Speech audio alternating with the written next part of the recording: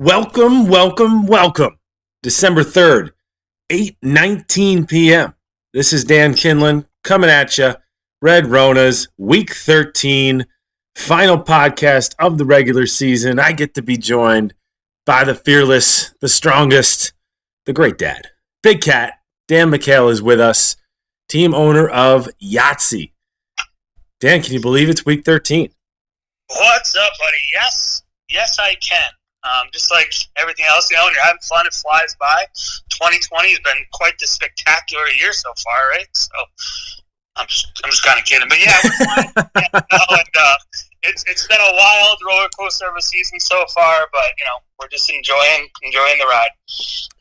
Yeah, man, it's crazy. It's like, we're more than 3 months since the draft, and I mean, a lot of things that happened were pretty obvious. Some things not, but it's been a great regular season, and you'll see us run through a lot of playoff matchups here. So, again, if you're probably in the bottom four, you probably may have checked out at this point, but you're not really involved in this podcast. But before we do that, Dan, why don't you give because I don't really have much of an NFL thing this week.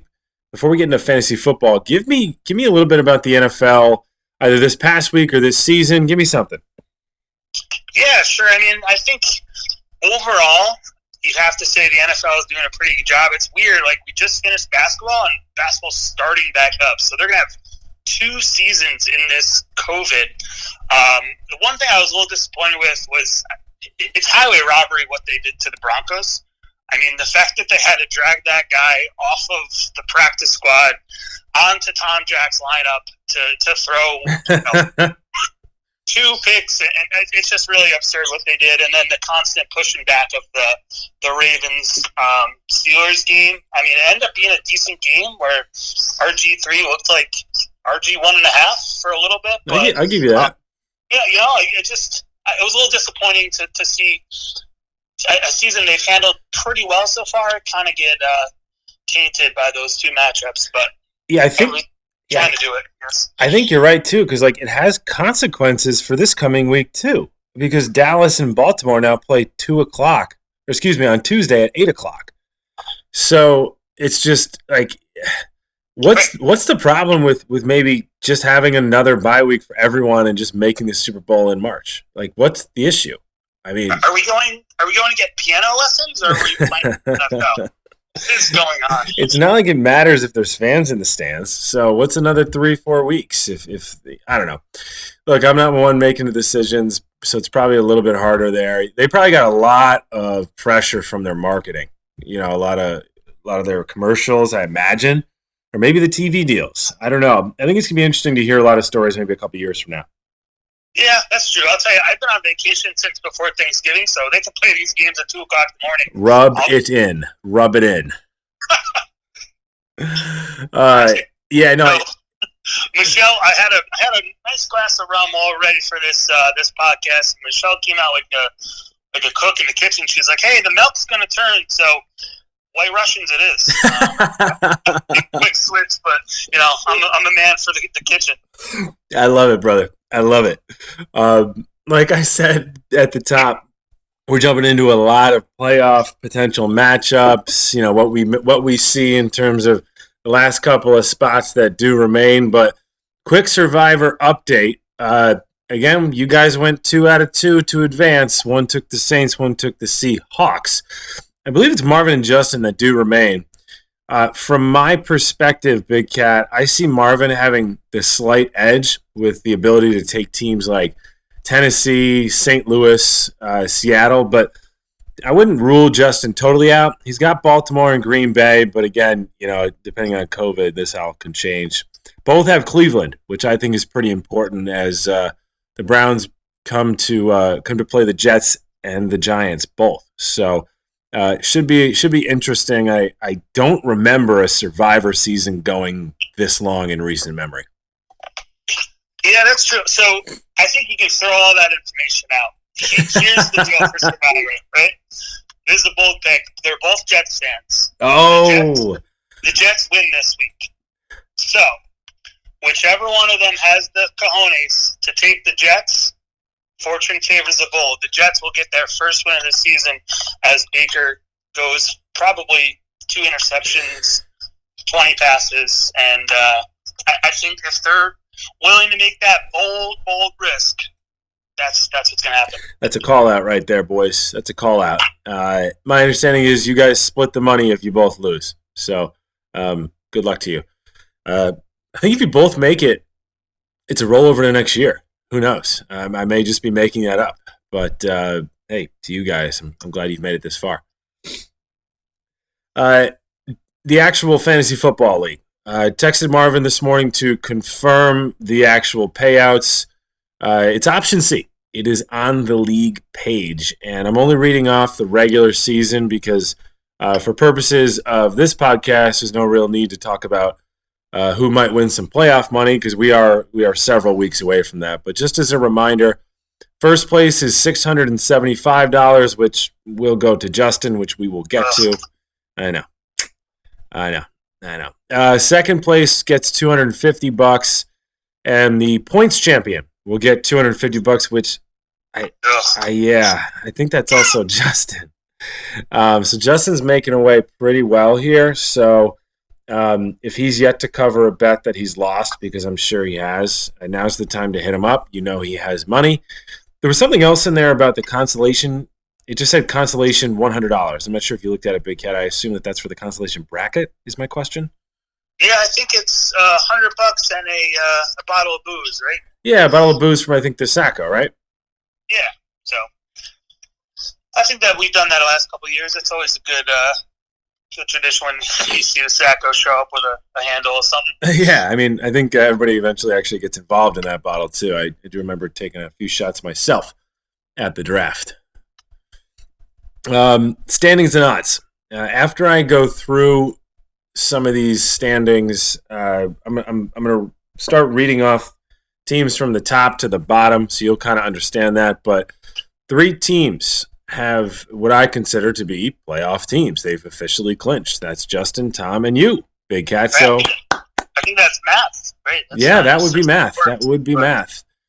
Justin has secured the number 1 seed, as we don't really enjoy, but he has an ungodly amount of points, 1,511, which is pretty damn impressive. If you look at the record book, it's not actually going to be even close to the actual record for season points, which is interesting because I feel like we continue to add positions and points.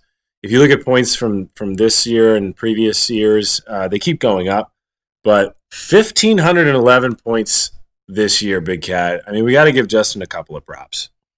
Oh, it's definitely impressive. He's been able to stay healthy, which obviously is always huge in fantasy. But I think this year more than ever, when you see a lot of the big names going down for multiple weeks, the fact that Justin was able to stay this healthy has really propelled him this far. It's a good analysis there.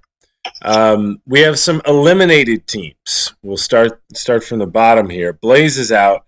Mason is out. Drew is out.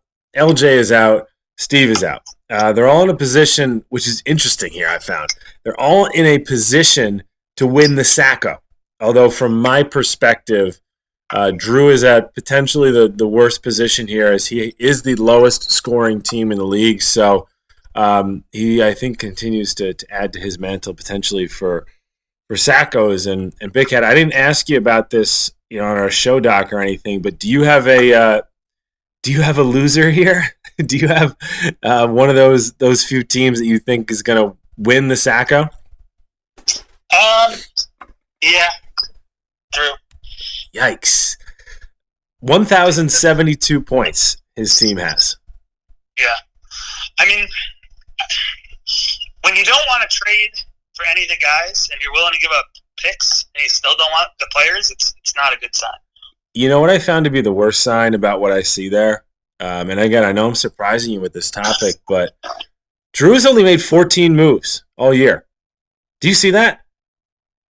I mean, I don't have it up in front of me, but I trust your eyes. I know he's out there at all hours of the day trying to keep everybody safe, but fair point. I've gotten enough Snapchats from him to know that he has time to make it.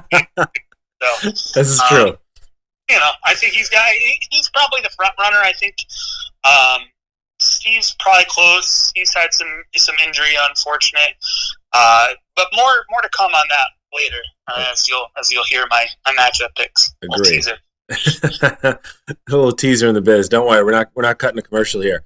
So sorry for you guys. You made a valiant effort. I know a few of you grabbed some draft picks. I think Mason's probably the one kicking himself because he was the one I think that had the best chance out of those guys to make the playoffs. But one thing led to another in terms of doesn't he have Lamar Jackson? So that didn't really help, right? Or am I confusing teams?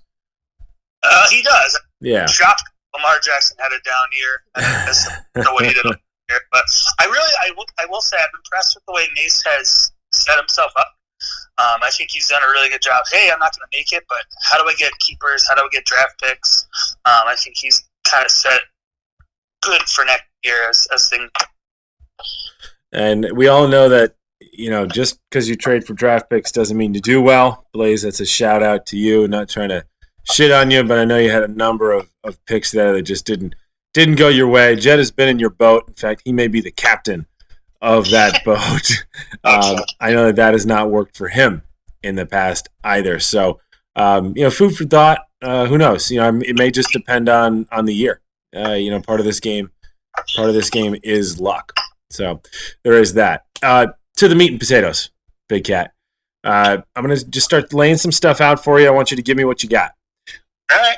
We have for the time being, and we'll cut this down, but 6 teams that are going for 3 spots. And these are 6 teams that have not currently clinched. We have 3 teams that have 6 that have the ability to get 3 spots. That would be Barry, me, Dan, Jed, T-Mac, Marvin, and oh my sweet Jesus, Willie and Fred are still in it. I told them to do better 2 weeks ago, and they certainly have. Let's cut that to 5 teams for 3 spots 5 teams for 2 spots here because Barry's math is a little insurmountable if you want to run into that there. If not, I can do it. No, yeah, you're right. Obviously, the 3 mathematical ones. I think Barry is pretty much mathematically in it. He could lose and would need a whole bunch of ball bounces the opposite way. So if I'm Barry, I'm feeling pretty comfortable about where I sit. Yeah, I think it would take pretty much an act of God for it to occur, for him not to make the playoffs. And I don't say that lightly because we try to give you at least a little bit of legitimate analysis, and that analysis comes with the fact that of those 5 teams besides Barry, T-Mac is the closest, and it means that T-Mac would have to win. A bunch of other things would have to happen, but T-Mac would also have to potentially score 87 more points than Barry. So Barry is up by 87 more points than the next closest potential playoff team. So I just don't see it happening. So what I see is we have 4 playoff teams. 87? That's like 2 or 3 weeks for myself, Drew, and Tom. I wasn't going to say it because I like my guests when they're on, but it's crazy. It's crazy amount of points. He's done well. So we have 2 spots, and we have 5 teams. And Big Cat, I want to give you some reins here, man. Take it wherever you want to go, and let's talk about these 5 teams. Let's talk about these 2 spots. What do you have? Yeah, man. So I think I might surprise and disappoint you, unfortunately. So you sound like my ex-girlfriends. we all definitely agree on the top 4, right? And I think the next 2 in are Marvin, because I think that Blaze doesn't have a quarterback situation. His running backs. I mean, I will say, I'm gonna. What do you got? Big Cat, I'm going to cut you off real quick because I think for the people playing at home that don't have this in front of them, that may be like listening to this. You want me to just give you my playoff teams? No, what I'm going to do is I'm going to run through these 5 teams. I'm going to run through how many teams that I run through at the top to the bottom are going to be the teams that have the most points for, which is again is our tiebreaker. Okay. All right. So T-Mac has the most with 1,315. Okay. Second in points is Big Waller Brand Marvin at 1,292. Myself is third with points at 1266. Maurice and Fleece 1263. Jed at 1202. Now, Jed and myself, I do have a game advantage at 7-5, but that at this point doesn't matter. So those are the points. Hopefully, I didn't go through that too quickly, but go ahead and resume. Well, it's not like whose line is it anyway. I mean, the points do matter. They do. I think it's very important. I think the win totals matter. So, probably one of the closer years. I mean, I know there's always one or two teams on that bubble. I think this year it feels like, 5 or 6 guys legitimately had a shot to sneak in the last couple of weeks. So Yeah. in a year of craziness, right, you get a little bit more. And I think it's cool that it's gone right down to the wire. You've still seen some trades for picks. People are still very active on the waiver wire, so you're getting all the things that you want and still keeping it pretty competitive right down the last couple weeks here. Agreed. And so you were about to jump into who you think of these 5 teams. Again, that's myself, Jed, T-Mac, Marvin, and Willie and Steve as to who's going to get these last 2 spots. So what do you got? Yeah, so I said Marvin already, and I also think T-Mac sneaks into the playoffs and goes on quite a run to finish the season into the playoffs. Yeah, it's going to be interesting because if the 2 7-5 teams, that's myself and Jed, win, then we're in, and it doesn't matter what happens in the other matchups just based on the half game lead. Yeah. If may have guessed based on what I've just said, what I think will happen. I do. Both yourself. Oh, I do. What I found pretty interesting, and I tried to run a couple of scenarios myself, was, and obviously this is very selfish, but both 7-5 teams have an opportunity to potentially be in third, or even get close enough to a bye, or they could miss the playoffs altogether, which I think is absolutely bananas. And obviously a lot of things have to happen, but this is fantasy football, man. Things do happen, and they've happened all year. And I think what's crazy is that Maurice and Fleece, you guys have really, I got to give you props because you guys have really, really stuck into it and really put up a lot of points. 1263 is a pretty good spot that you really have a legitimate shot to be in these playoffs, when 2 weeks ago it looked like there was no fucking way you'd be here. So I got to give you guys props. I really am impressed. Are they the Giants of the NFC? Like, you look a couple weeks ago and they're totally done, and then all of a sudden people keep trickling and falling down around them, and they just find themselves in a position to make the playoffs. Hey, I like it. It's a testament to what our league is. Not giving up and really caring about what this means, even if it's a bunch of fake shit. But even fake stuff matters. So look at Bitcoin. I mean, they did well. Yeah. Took me a while to get money from them, but that's another story. You're not wrong in terms of what I think your analysis is. What I think you're looking at here is that T-Mac has a pretty easy matchup this week, and of the 6-6s, Marvin also has a pretty easy matchup. So I'm not giving too much away. Just look at the plus minuses here and the teams that they're playing against. I think that both of them have a very, very good shot of being 7-6 and getting in. And it's pretty much everybody's got a big putt. Here comes yours. Let's see your playoff teams. Well, I do have to. I gotta potentially root for myself. I'm going to, but if I were a betting man, I mean, I would take T-Mac and I would take Marvin. It's just just based on the math and the teams that they're playing, they have the best shot of winning, and they have more points than me and Jet. So I think that they have a better shot at getting in. This all goes to shit if all of a sudden a player on my team and Jed's team go bananas. But as you can tell, the outside guy that I don't think will do super well will be, guys, Maurice and Fleece. I just gave him a bunch of props, but I think that they will be ending up looking towards the inside and being on the outside. So I look at it at 4 teams for 2 spots. Yeah, I'd have to agree.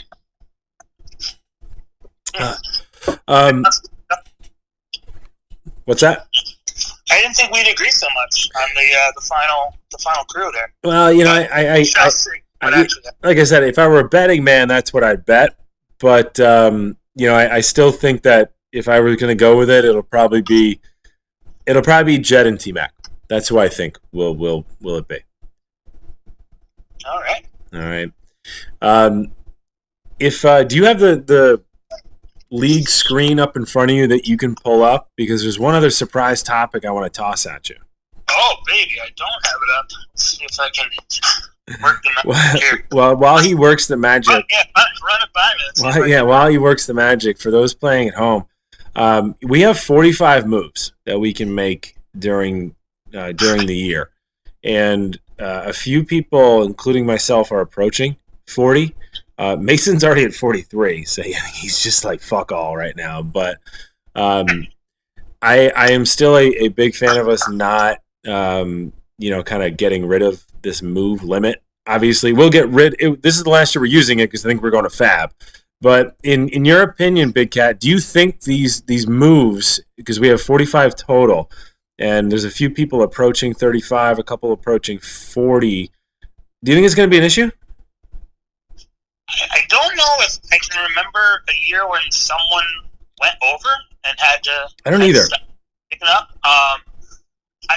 If there was a year, it'd be this year, right? With all the COVID injuries and COVID and ups and downs. I think we're close enough where there's only a few people buying for some top priority waiver wire. I don't think it's going to be too impactful, but I think the order of waiver will be a little bit more impactful than the overall number of picks up. Fair enough. Tom currently with the top waiver.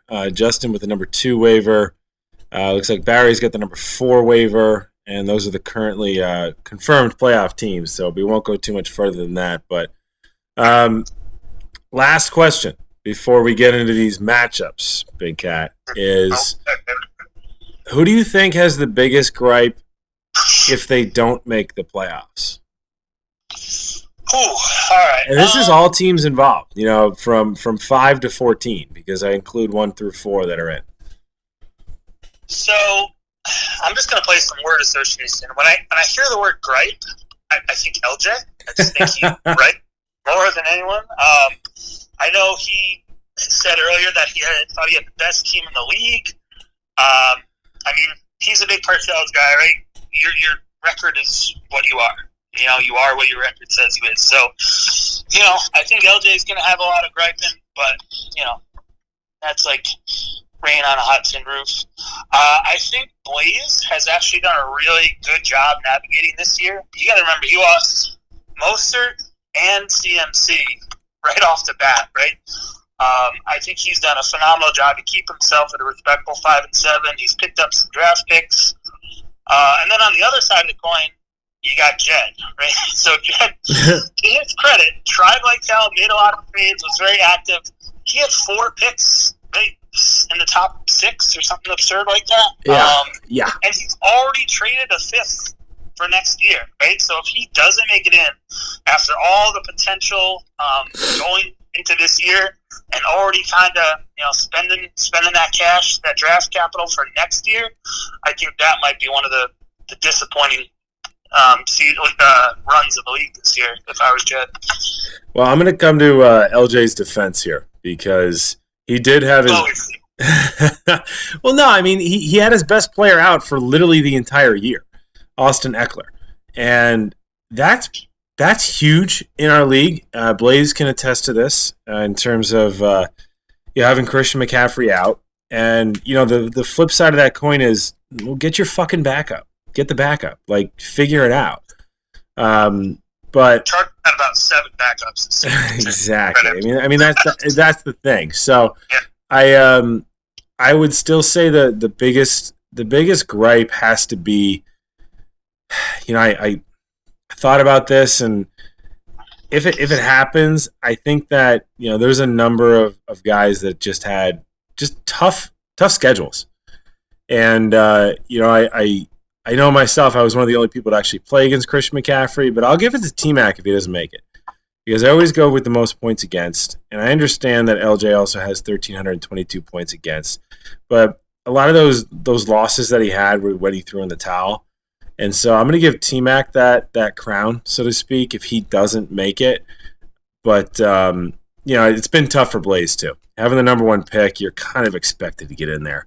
Right. I think it'd be interesting to yeah, I know. I think it'd be interesting to do a little research on how many number one picks didn't make the playoffs. So I think that would be pretty interesting. Obviously, you're usually drafting a running back, which means your percentages for an injury are higher. But scared money don't make money. So. Well, I'll put it this way: I do another week, and I had the first pick, and I had McCaffrey and then Eckler coming back around. So there you go. First pick to probably the Sacco in that league. So I think that's enough. Yeah, I mean you're making good decisions on the information that you have, so you shouldn't beat yourself up about it. Yeah, but it is what it is.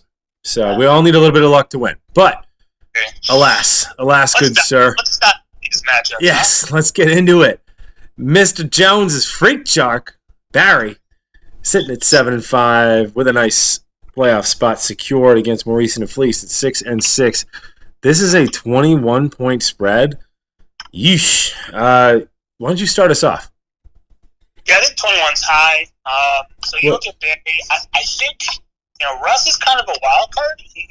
We've gone from let Russ eat to he had a little bit extra around Thanksgiving. The only thing that is the Giants historically struggle with rushing quarterbacks, so I think that he can make it happen. Both through the air and with his legs this week, and it might be difficult to catch him. I don't see Marvin Jones putting up the nonsense touchdowns that he's been. I know Stafford's still banged up a little bit. I don't quite think that Tyreek will set another NFL record in the first quarter, so that might be tough to replicate. Barry, if I were you, and I don't know how you do it, but if I were you, I would try to get Ayuke into the lineup. It might be difficult based on some of your injuries. I know Chark is questionable. Connor, I think, has a bomb week this week. I think James Conner has just been pent up, so if he plays, expect him to run wild. I think Barry has just a little bit too much firepower for Maurice and Fleece to tackle this week, but I think it's definitely closer than Yahoo suggests. All right, so this is where I wanted to tackle Barry's team. That's why I put him first.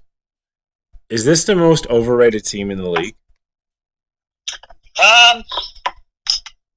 If yes, Barry. Yeah. He has two running backs that aren't starters. He has one wide receiver in Corey Davis that finally had a breakout year. Tyreek's fantastic. Tanyan gets a touchdown here and there. I mean, I don't know. I look at his team and I'm never afraid of it. Although in the text messages that I get from Barry, you would think that it's the fucking next coming of Jesus Christ. So I don't see a win here, man. I think this. Remember, this spread is also based on the fact that Willie and Freddie don't have a kicker involved. I know that's only 8 points, so it brings you to what 12. But I like their team right now, especially Chase Claypool. Ryan Tannehill, I think he gets going a little bit against that Cleveland Browns team, especially if Myles Garrett can't play. But if Jimmy Graham's the one to get a touchdown versus the double tight end that Barry has to not get a touchdown, especially with Eckler being back, Hunter Henry might not get what he has been seeing in the past. I don't know. I think this is a potential upset special. I'm going to go against my brother here. I'm taking Willie and Freddie. So I wish you could see my notes. I have Maurice and a Fleece, and I have a half a circle and then a scribble out. Because I agree. I think it's very close. What ultimately did it for me is I think you have to take their point totals for the week and divide them in two because they have two owners. That was really the. I just don't. I think Barry's team does enough weird stuff, gets enough oddball touchdowns once again to propel him in.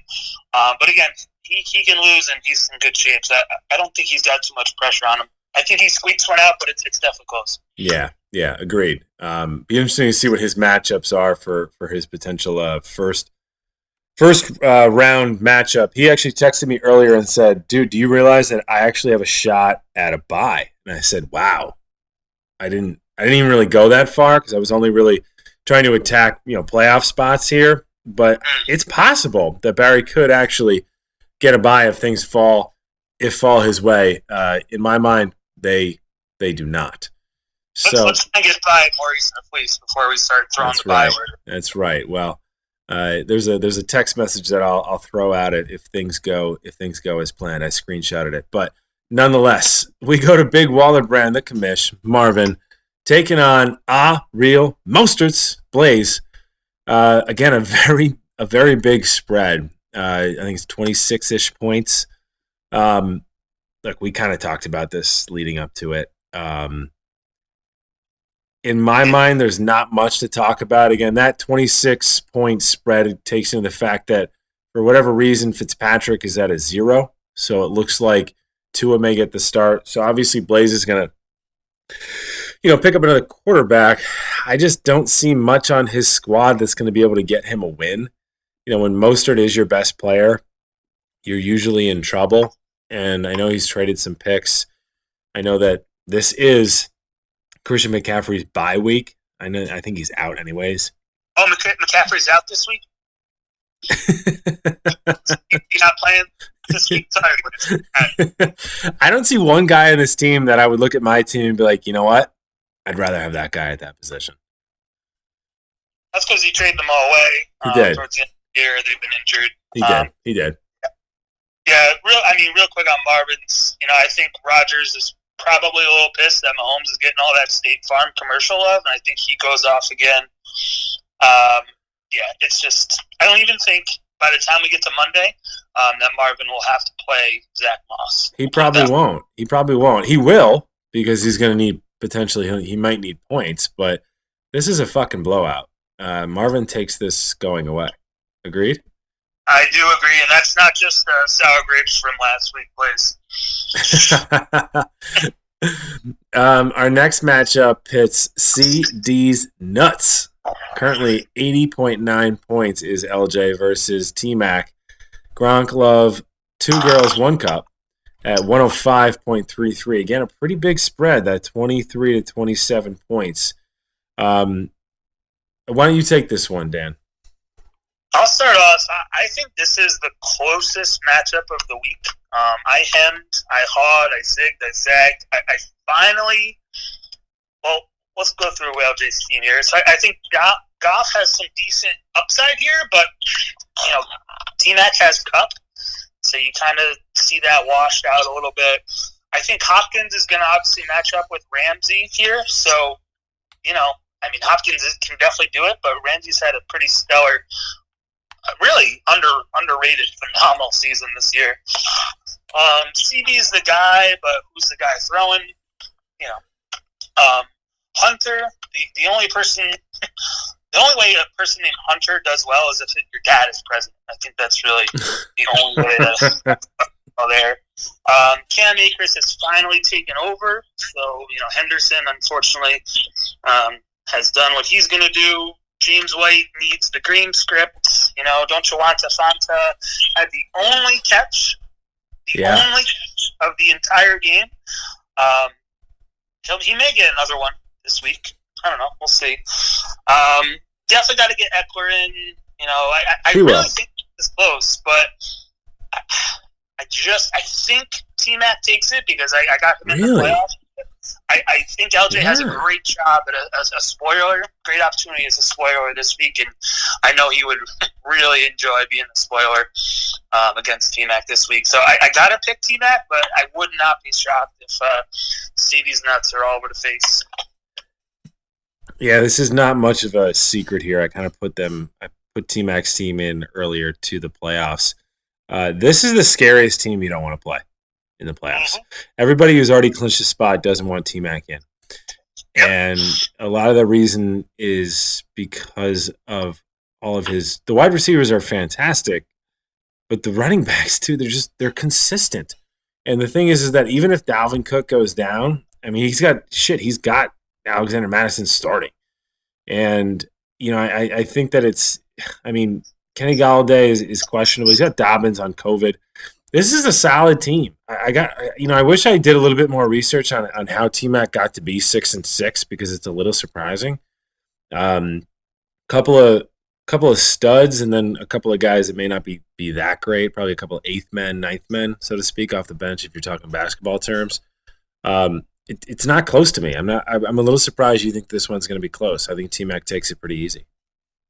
It's close, man. I think one of the things that we've missed this year and all the craziness is how good James Robinson has been for T-Mac and for the Jaguar. I mean, he's been a top 10 running back picked up off the waiver wire.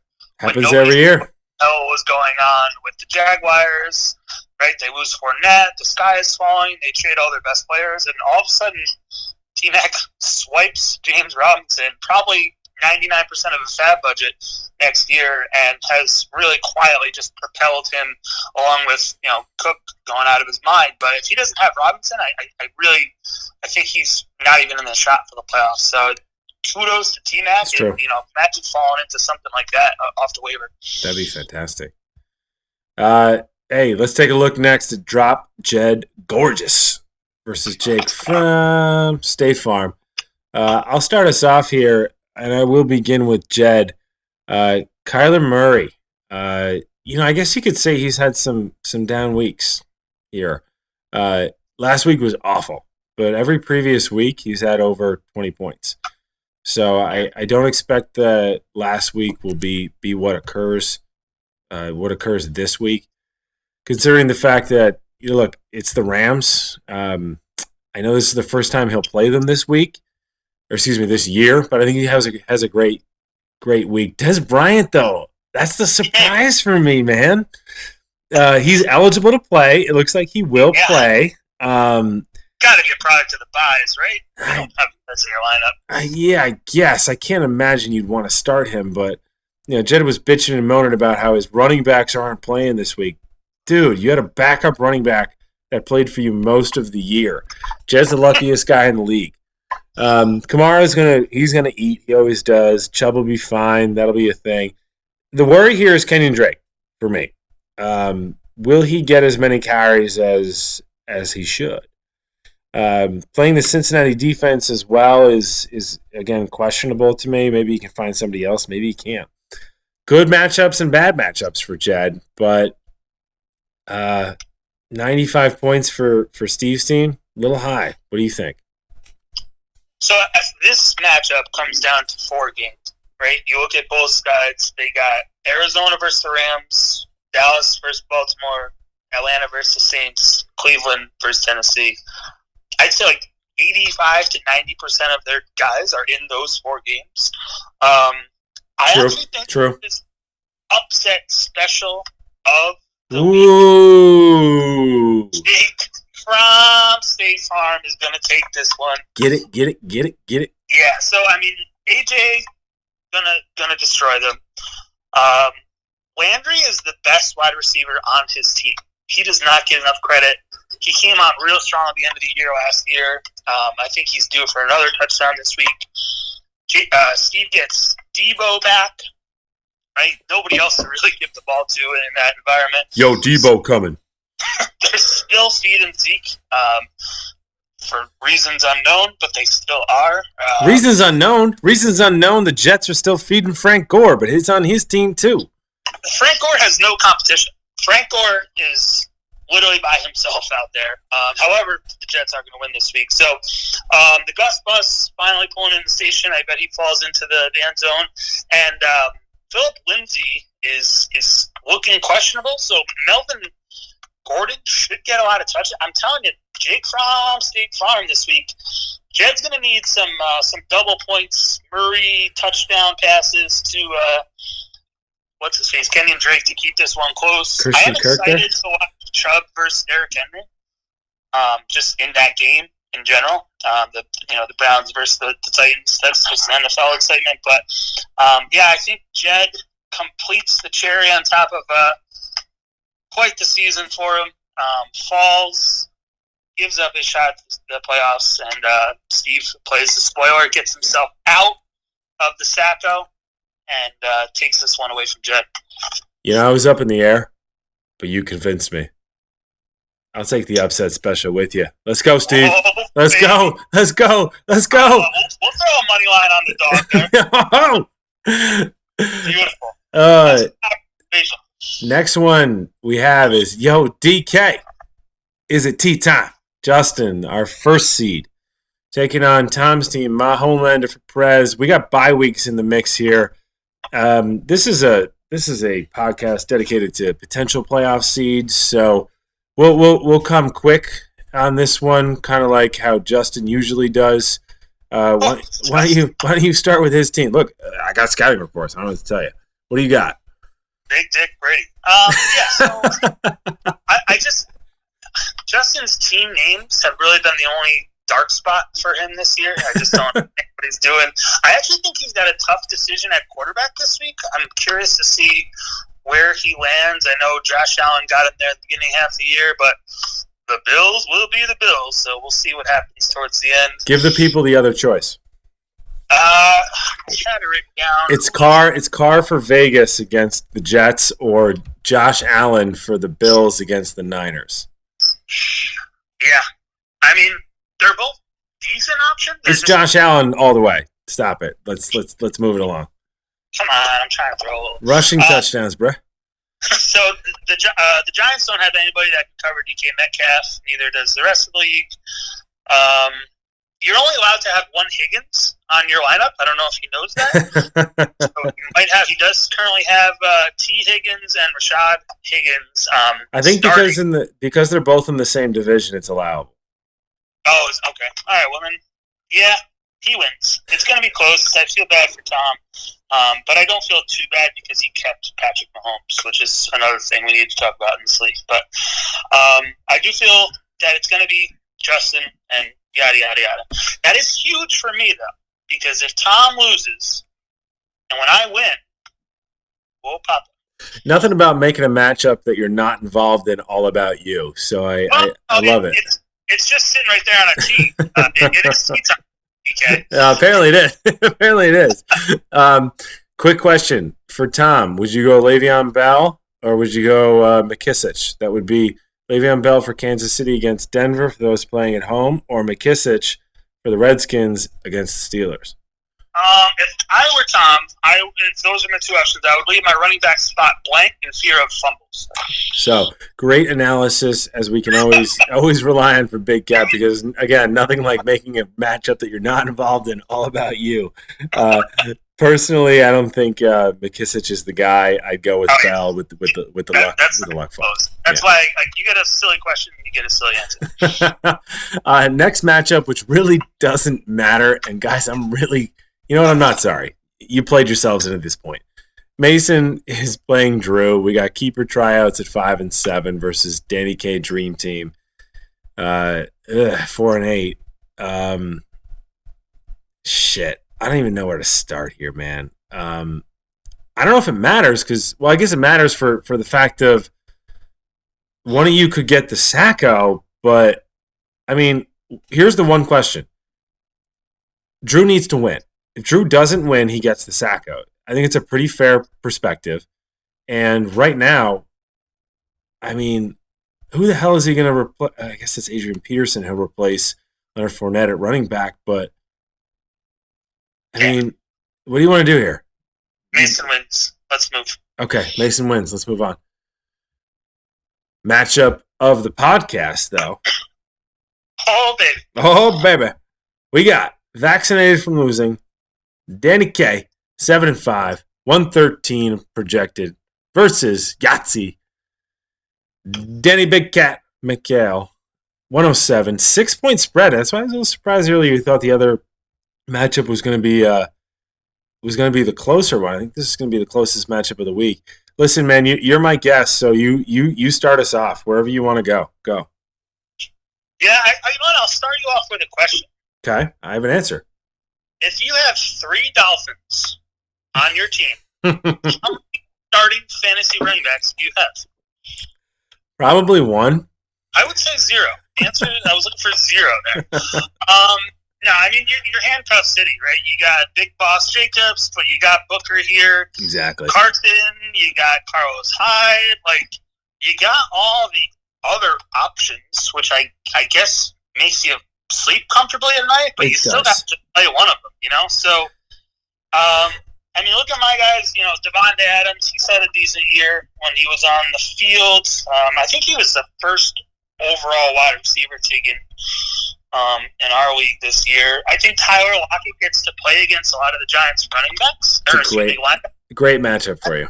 Right? So that I like. I mean, we all know nobody can cover DK, but I think if they roll safety, that'll force Lockett onto one of the linebackers. So I think he gets the targets and the catches.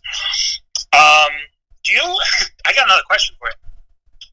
Who is the second wide receiver on the Houston Texans? We all know Will Ferrell cheated. It's Brandon Cooks. It will be Brandon Cooks. So he's the number 1. Can you name another wide receiver on the Texans? Not off the top of my head, no. So that's kind of my point, right? I think Cooks gets the looks. It's Kiki Kute, which is not a fruit; it's a person. Well, I remember, Kiki. Do you love me? Do you love me? Having some pretty damn good long routes. So I wouldn't count your chickens unless they hatch. Yeah, I mean, you didn't know it. So I think we'll wow, that's a secret. So, but I want to get Ruggs into this lineup. It all depends. I was wondering. I'm waiting to hear the news on Aguilar, and I think Mooney's been getting like 10 targets a game. The problem is, they're just being thrown with like Glennon's left foot. Well, Trubisky is going to start in that game. So does that make you feel more comfortable about Darnell Mooney or less? Because it would make me feel less. So it actually makes me feel more comfortable than Nick Foles. Mitch Trubisky has been throwing it, targeting Mooney a bit more. He's been a bit more accurate, which is a funny sentence to say.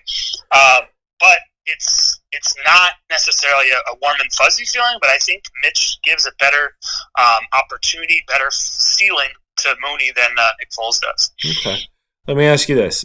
I have 3 number 1 wide receivers. Does that scare you? I think I'll go toe-to-toe with anybody with my wide receivers. All right, so for those playing at home, I have Robert Woods, Calvin Ridley, and Stephon Diggs. And Mr. McHale over there has Devontae Adams, Tyler Lockett, and Brandon Cooks for just our 3 main wide receiver slots. I feel confident, but I don't feel like this is an overwhelming one way or the other. I really don't. I think your running backs are much better, right? So if you say that the wide receivers are within a point or two, the grand scheme, I think the only thing that would give me an option with the wide receivers is Mike Williams, right? If you got hurt falling out to Mike Williams, he really down last week, but I think potential in a bounce back spot here. That's really the only way I win the wide receiver battle.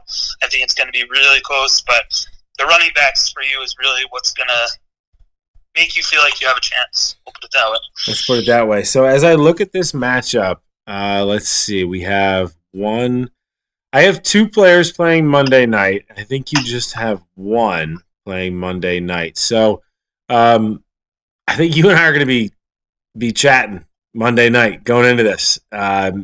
Maybe things have already been figured out in the league, but it doesn't take a genius to figure out that I'm going to take myself. I know you're going to take yourself, but this is a hell of a matchup, man. And listen, if I'm going to lose, I'd like to lose to a good team, and you have a good one. So, I do appreciate that about playing this week 13 against you. Yeah, this will be fun. I mean, like you said, you got to pick yourself because of karma and good vibes and all that, but it should be a slugfest. I can't wait for Gibson to fall on his face. You're relying on him to have a huge week for you. But it's going to be fun. There's going to be a lot of jabs. And I know we always do the Dan versus Dan matchup, so there's going to be a little juice on the side, let alone the there definitely will be. So, going to be a fun one for sure. I'm looking forward to this battle. Agreed, man. Well, hey, anything you want to say before we sign off? No, I'm happy the pod keeps going. and we were able to figure it out. Really looking forward to the matchups this week, and sorry to the guys that don't make it. It's going to be a frustrating year to not be in, but been a fun year so far. That it has. Hey guys, we signing off. Good luck this week, obviously, except for you, Big Cat. Sounds good, brother. All right, see ya.